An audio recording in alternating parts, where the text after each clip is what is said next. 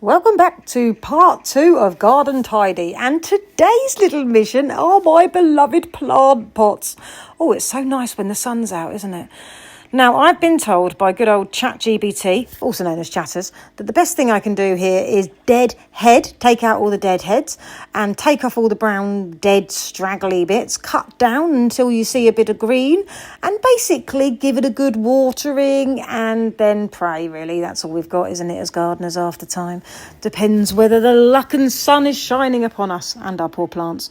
So this one was a plant that I bought for about, 50 quid. I think it cost me own bargains. I do love it because it comes in a nice grey rattan thing, which, being honest, was the only reason I bought it. I love the grey rattan pot. It goes really well with my garden furniture.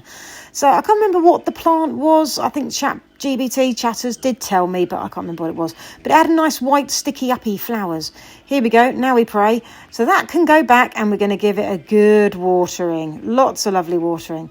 Now on to my baskets. Now these I actually got from Home Bargains. Home Bargains very occasionally do some beautiful hanging baskets. These were some of their bigger ones. They cost about 30 quid each. And actually it had these beautiful trailing things in them and geraniums and some other plant. I can't remember what it was. But as you can tell by the state of my hanging baskets, the only plants really left surviving and thriving,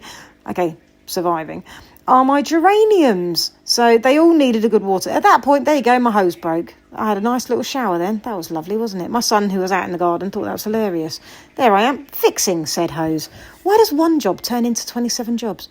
But anyway, I do like to tidy up after I've finished. And there I am, being such a good little gardener. Made a mess, tidy up. If only my children could learn the same lesson, we'd all be a much happier thing. Very nearly tempted to squirt him with the hose then, but I was good. Now on to my little border of death. It was all dead, even the soil. The soil was like ash, so I had to get that out. I also noticed that I couldn't see the drainage holes. I'm sure it had some, but anyway, as I got my drill out and I put some more drainage holes in. So then it was just a case of putting in some fresh compost. And these are the plants that I bought from around the corner shop. I've got some chrysanthemums and I've got some white vanilla something of others. I can't remember what they are. But I do like a little bit of uniformity, if that's a word, in my gardening. So there we go. And they're going to be red chrysanthemums. So it'll be red, white, red, white, red, white. That's the plan anyway, let's hope. So again, we're doing a very good bit of watering.